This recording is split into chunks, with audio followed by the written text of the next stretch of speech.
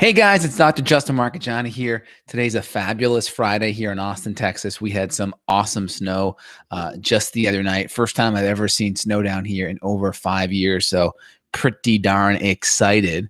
So great little Friday here. Look forward to answering some questions. Again, it's that time of year where people are getting sick. So maybe we can go into some immune stuff. I got some blood tests back from myself, personally from a life insurance test I just did recently. I'm also doing blood work a couple times a year, but I'd like to talk about my results and what came back on my test as well, just to kind of give people an extra special glimpse there. Awesome. So, oh, cool. On Facebook, we got this cool little setting where it's snow and leaves coming down. That's kind of cool. Awesome.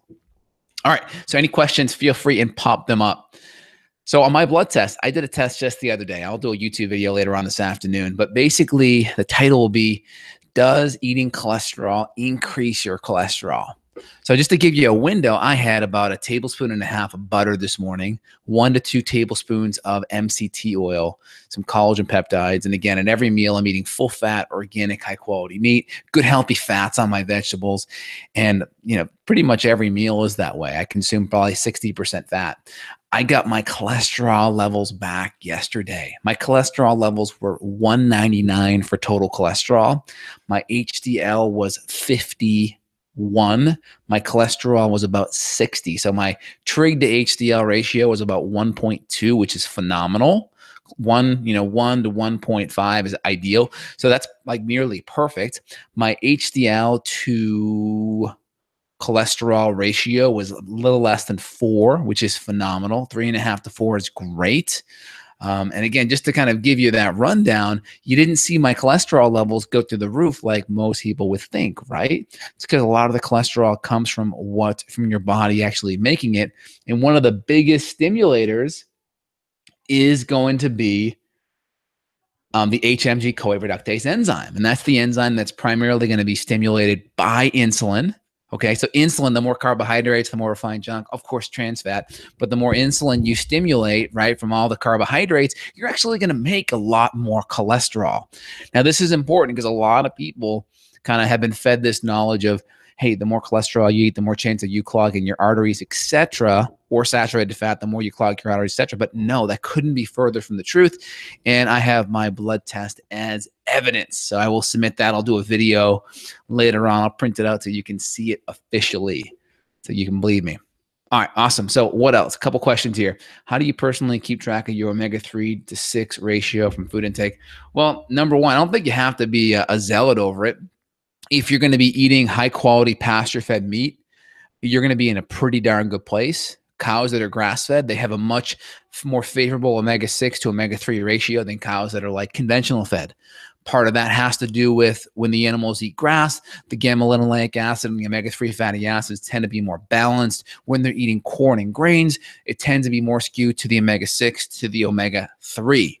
So as long as you're eating high quality meat, you're going to be in pretty good shape. Of course, some supplemental omega-3s will help balance that out as well. Eating 3 or 4 servings of really good high selenium to mercury ratio fish, skipjack tuna, cod, sardines, haddock, salmon, all those things are going to be absolutely phenomenal to help balance that ratio off. Hope that makes sense for everyone here. Let's see. All right. Off the bat, where are we at? I think Steve's got a question for me. I have the same FA test proof. Yes, exactly.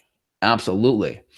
How much vegetables do you eat per day in grams? That's really tough. I don't get that specific. I just kind of do a servings, a handful. So I typically do 1 to 2 servings of vegetables at each meal. I typically won't do any veggies in the morning. So at least 4 servings a day minimum, but that's a big handful. So maybe a handful for most people is like 2 servings, right?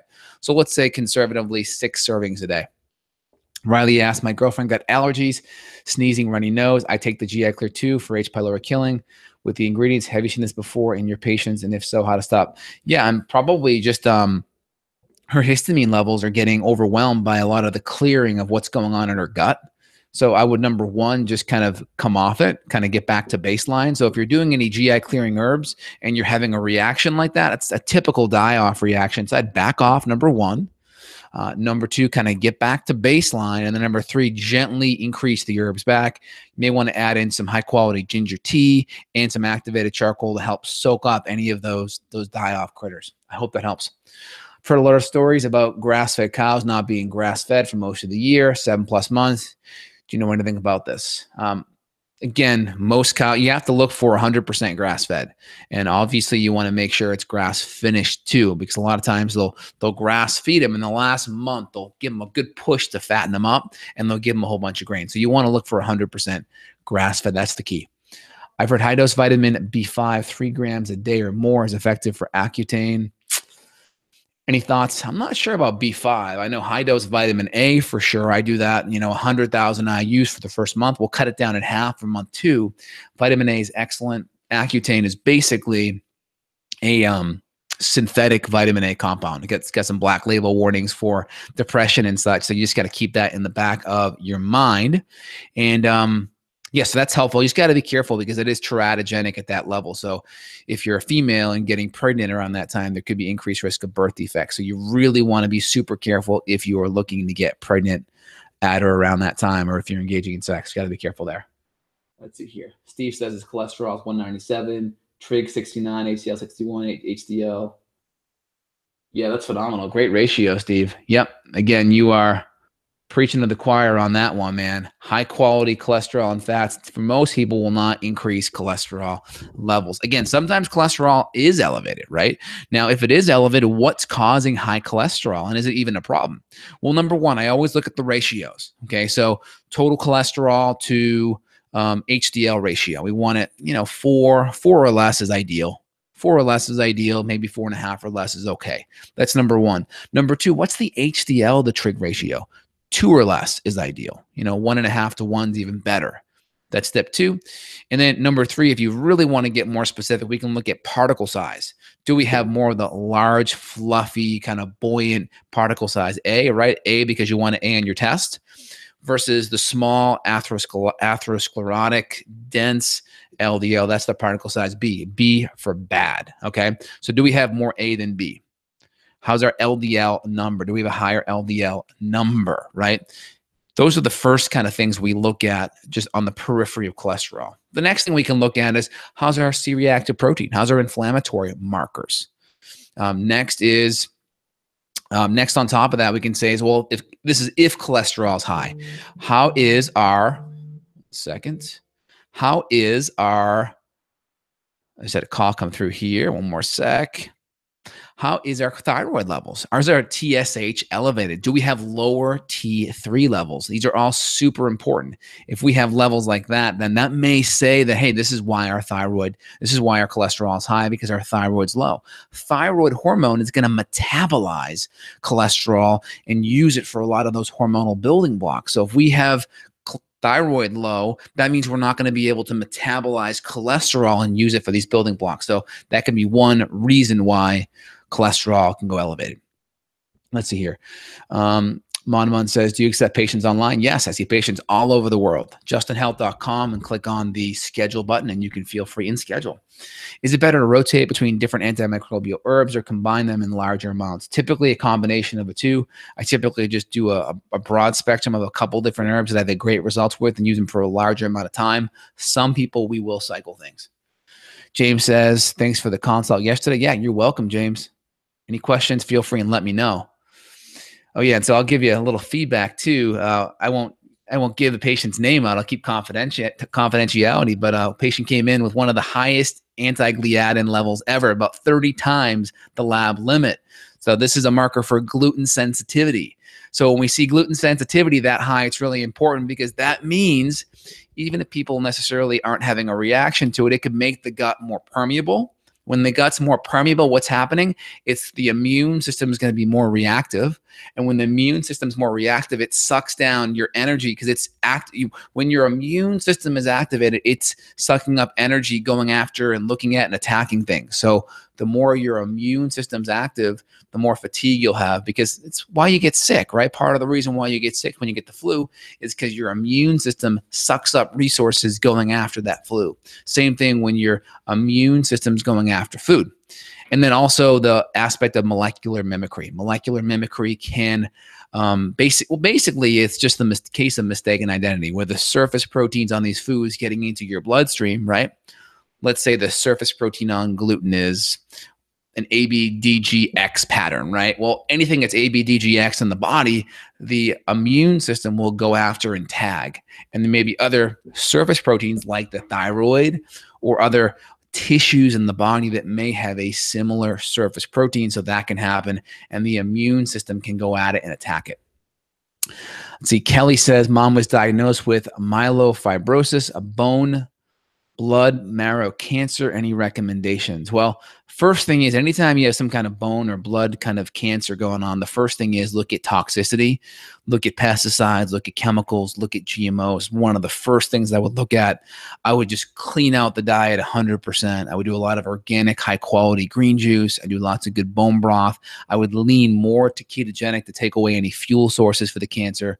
I would also be activating a lot of coffee enemas and a lot of good quality sauna therapy to pull out any additional toxins. That'd be a great starting point off the bat. And then, of course, systemic based enzymes and liposomal curcumin. These things are great to help reduce inflammation too. And they're also very anti-cancer. That's a really good starting point. Do you eat baked coconut flour, yummy things, banana bread, pancakes? Every now and then. I still keep that. Like if I'm going to cheat, I keep that within my 10 or 15%. So it's not part of my 80 or 90%. And so again, that's definitely a better gluten-free choice than, let's say, rice flour or corn flour types of things. So that's still pretty good for sure. But just keep that within your 10 or 20%. And as long as it's not making you bloaty or gassy or exacerbating any autoimmune or any symptoms, I'm okay with that. I seem to develop some histamine intolerance since eating keto. It's something I can do. They can usually get back under control. I'm itching and burning and have to stop working out. So the first thing is I would look at what foods have really moved in that weren't there before. That's number one. Most people that go keto, they're increasing their fat and protein intake. So typically if they have a weakness in their digestive system, they may have not an adequate amount of enzymes and hydrochloric acid. So increasing hydrochloric acid and enzymes is going to be essential. Looking at the higher histamine foods, it may be fermented foods. It could be citrus-based foods, right? These things could be in there. It could be nuts and seeds that are higher in histamine, and that could be driving the issue too. So I would look at what are the new foods, take out the fermented foods, take out the citrus foods, add in the hydrochloric acid and enzymes, and start there. And obviously fixing the gut will be imperative too. Let's see here. Are some cholesterol issues caused by mitochondrial dysfunction? Are the mitochondria not able to convert cholesterol into cortisol and hormones? Well, again, if you have low thyroid issues, you're probably going to have some level of mitochondrial issues. So is the mitochondrial issue caused by a thyroid issue or a mitochondrial issue? I would focus more on the thyroid issues being a little bit higher upstream, and then that could eventually basically pitter out to a downstream mitochondrial issue. So yeah, I think that could be the effect, but I would just lean more on the fact of it being a thyroid issue or an adrenal issue causing it. Should you avoid gluten regardless if you're intolerant or not? Again, a lot of people may say I'm more of a zealot on it, but that's because of my personal experience and how I feel and how I look and perform when I am grain-free. I always try to be grain-free, and if I cheat, my cheat tends to always be gluten-free. So I always look for a gluten-free alternative, whether it's like a gluten-free, grain-free option, which the patient above mentioned, that's ideal, right? Cassava, yucca, coconut, those are that's like in the hierarchy, number one, if I'm going to cheat. Number two would be like a rice flour, right? And number three would be like, rice flour, potato flour. And number three would be like a corn, right? Or oatmeal kind of thing.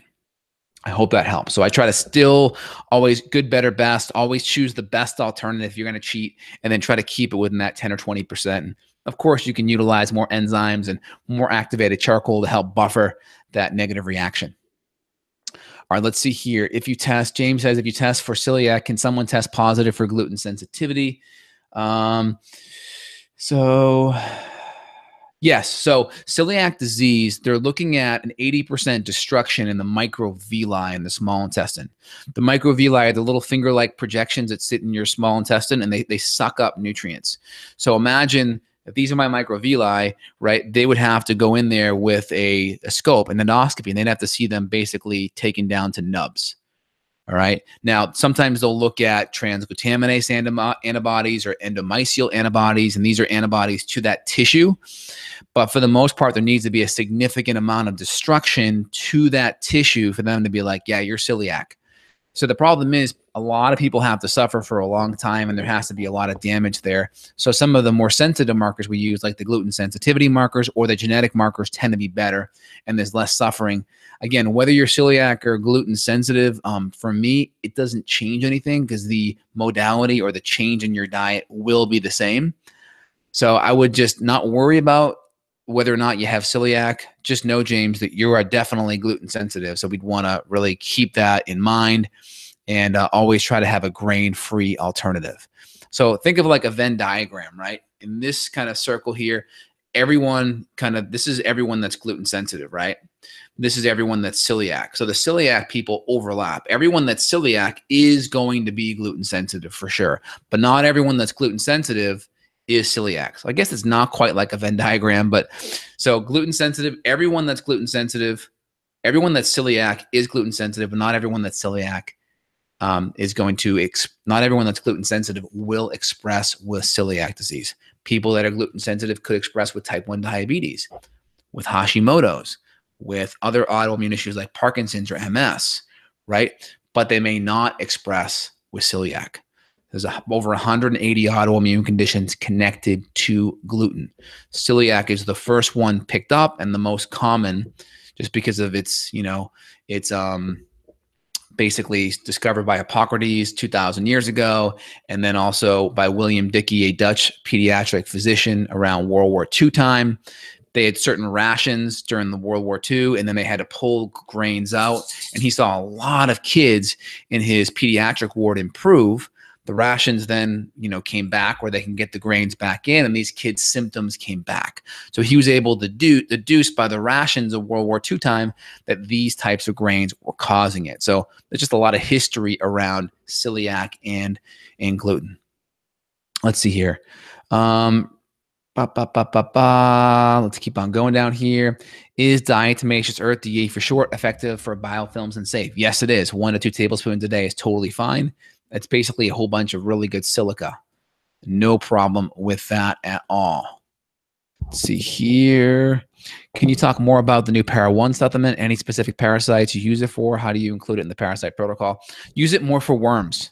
Para-1 is Mimosa pudica, and it's very effective at helping to kill worms and protozoa, bigger parasites for sure. Let's see, for someone with irritable bowel and colon autoimmune thyroid disease, what's your recommendation? And can't you take ashwagandha, or will it worsen there? So typically, I still like ashwagandha with a lot of my autoimmune patients. We'll typically have them go on a full AIP protocol 100% for at least a month before I would utilize it. That way, if we add it back in, we would notice some negative type of reaction if they are sensitive to it. That way, it cleans it out of their body. Then if they get exposed and they have a reaction, it's going to be quite apparent. Let's see here. My comments on Facebook are coming in sideways. You got to apologize to me. Let's see. Hello, I'm from Eagan, Minnesota. Is there a way to reverse atrial fibrillation? Yeah. So first thing with AFib, insulin resistance can be behind it, number one. Adrenal dysfunction can be behind it because you tend to pee out more of your minerals when you're adrenally depleted. And then number three, getting more minerals in your body, whether it's through Celtic sea salt, whether it's a trace mineral support supplement. One I recommend is called Endure. That's a good one. And then also making sure you have adequate amounts of potassium in your diet. 4,700 milligrams a day is adequate. But I've had great results improving AFib. I also have diverticulosis, frequency going to diverticulitis. I've tried keto, but worry that I do not eat enough fiber. Well, again, when you're keto, you can still eat unlimited amounts of veggies. Just make sure they're cooked. That's a really easy way, peel and or mash, to make sure your body has easier access to them and you can break it down better. I hope that helps. I'm going to go back to YouTube here. Where was I? Okay, so if someone has irritable colon and autoimmune thyroid disease, what is your recommendation? I already answered that one about ashwagandha. Yes, I've cut out foods and do have GERD, so digestion is an issue. Yeah, exactly. So that's really where the HCl and the enzyme is going to be added in, and also looking deeper at infections. That's going to be huge, huge, huge, huge. What's your thoughts on methylphenidate for cognitive enhancement? Don't know too much about methylphenidate. Again, B vitamins, mitochondrial nutrients, super helpful. PQQ, helpful. Piracetam, oxiracetam, and aracetam, also helpful too. Selenomethionine is a good prevention for hypothyroidism on its own, or do you stick with iodine? Do you stack it with iodine? Well, I think selenium 200 micrograms is phenomenal. The deiodinase enzyme that helps activate thyroid hormone is selenium based. Selenium is also a great precursor for glutathione, so I think it's great. And yeah, if I were to add smaller amounts of iodine, I would definitely make sure it is stacked with selenium, because selenium helps neutralize the hydrogen peroxide from the iodination process. So iodination is basically the tyrosine binding to the iodine. As a byproduct, you get H2O2, which is hydrogen peroxide, and selenium comes in there and pulls off an oxygen and makes it H2O, which is water, which is pretty benign. What do you think about L-carnitine supplements for better activity and energy level with autoimmune thyroid disease? I love it. I'm going to go grab some now. Hold on. So I typically just take the carnitine via the mitosynergy. Again, with some patients, we'll give pure carnitine at 2 to 5 grams a day. Typically, I'll look for markers on organic acid tests to say they need it. So we'll look for ethyl malonate, subarate. These are markers that tell us that there's definitely carnitine impairments. And carnitine is made from methionine and lysine. And carnitine basically is responsible for the carnitine shuttle, which shuttles fat into the mitochondria to be burnt up. So carnitine is great. All right, let's see, where was I? How do you feel about using metformin to decrease blood sugar and type 1 diabetes by suppressing liver glucose production? Again, you got to be careful. It can also create digestive impairments and create B12 deficiency. So if you're on it, you got to be on sublingual B12. Number 2, you're much better off, in my opinion, making the diet changes and also using supplements to help, whether it's gymnema, vanadium, chromium, magnesium, or other herbs like ginseng to help. I much rather use the natural herbs as well. But if you are going to use metformin or glucophage, make sure you're using sublingual B12 as well. Okay, is dark chocolate okay on AIP? Depends if you're how symptomatic you are. But upper 80, low 90, high quality dark chocolate, I'm okay with. If you're having trouble finding your optimal HCl dose, what's the digestive signs you should look for to gauge? What's the max trying to go up to in terms of 650 milligram pills? So in my line, we use HCl Supreme. It's pretty simple. We start at 1. We gently work up to about 5 max. If number 1, either the patient feels warmness, good sign, we back off 1 capsule from that. Or number 2, the patient's digestion gets better. If we go from 1 to 2 and 2 to 3 and 3 to 4, and as we go up our way up the ladder, if digestion gets better, whether it's less bloating, less gas, or just feeling less indigested, like the food's not sitting there like a brick, that's a good sign of keeping it higher. If we don't notice much of a difference as we go up, we'll keep it somewhere between 2 or 3 capsules on a per meal basis. 1 to 3, 1 for like a lighter meal, 3 for a bigger meal, 2 kind of on average. Hope that helps. Let's see here. How much vitamin C do you take every day? Probably a gram or 2. Just what I get in my multi-support pack. And I think I have a half a gram in here. And then I think I have another half a gram in one of my adrenal supports. It's about 2 grams a day. What's your irritable colon protocol? Well, again, we have to clean the diet, right? It's going to be the 6R protocol, right? Remove the bad foods, replace enzymes and acids and digestive secretions, repair the hormones, repair the gut lining. 4, remove the infection. 5th, repopulate the gut with probiotics. 6, retest. And again, there's infinite different ways we could address each R, right? Each one of the R's, depending on what the situation is. So we start out with a general framework, and then within that framework, we can get very, very individualized. So I tend to have a lot of protocols like that. And then within each protocol, we customize within the protocol. That way you don't get overwhelmed. Okay.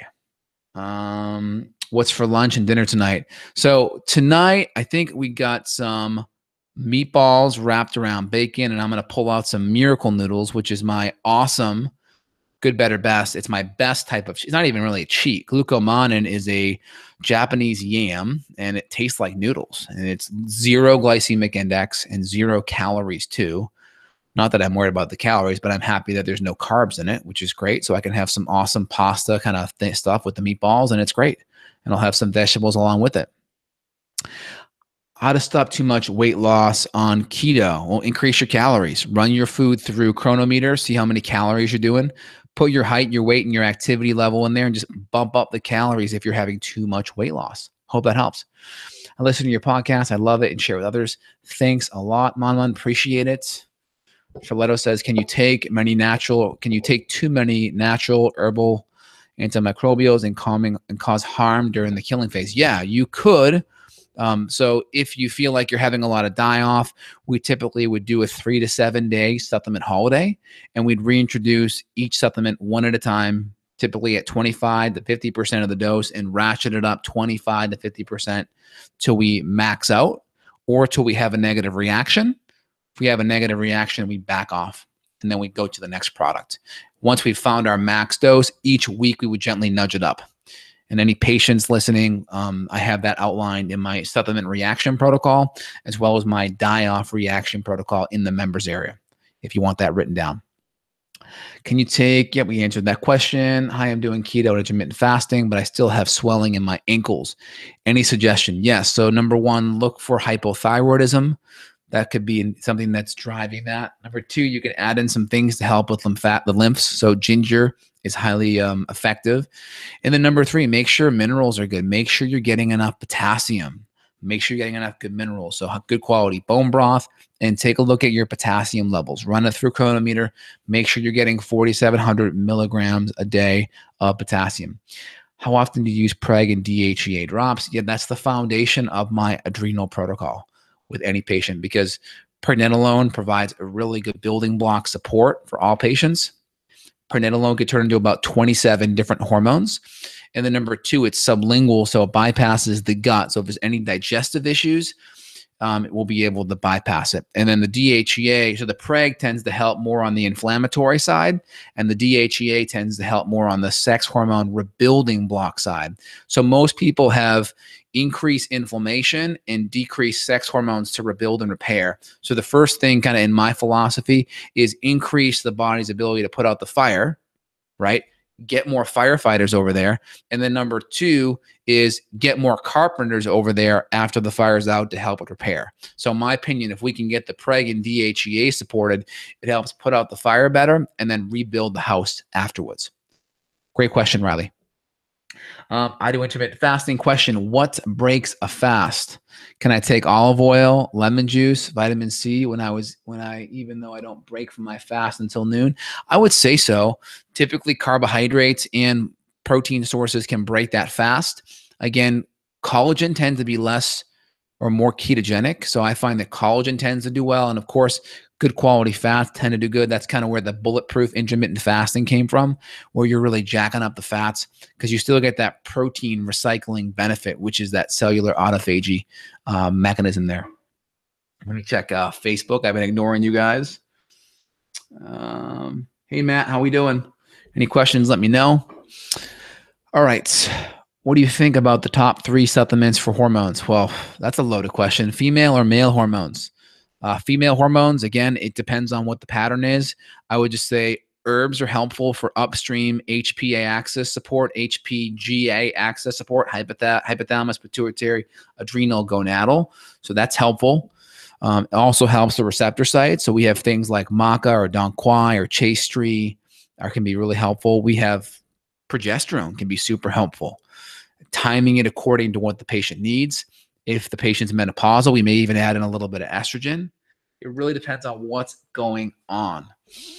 And again, totally different if there's thyroid, totally different if there's blood sugar issues or insulin resistance too. Jazz and Justice, you're totally welcome. How do I keep COPD from getting worse? First thing is, I'm just making an assumption like you're not smoking, you're not doing things that involve inhaling toxins or irritants, number one. Number two, work on reducing inflammation. work on reducing inflammation. Number 3, you can use herbs to help with respiration. Peppermint essential oil, ginger. These are all great and effective at helping to open up that respiratory tract, but get the inflammation down and out first.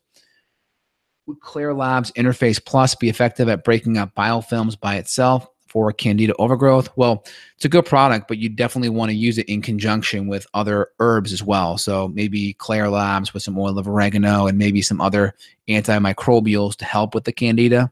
In my line, we'd use like GI Clear 5 or maybe a GI Clear 3 or silver, and maybe a GI Clear 6 with some Podiarco and some olive leaf. And I typically always throw in there some ginger tea, because ginger is really effective at knocking out biofilms. Allison says, thank you so much. You are totally welcome. Well, any other questions, guys, let me know. I'm going to go do a quick video on my local or my lab test that I just did. Let's see, I'll give you guys another minute here. Let me check Facebook. Okay, cool. All right, I'm signing off, guys. Check out that video. Today was a great Q&A section or session here, and you guys have an awesome weekend, and we'll chat real soon. See you on Monday. Bye now.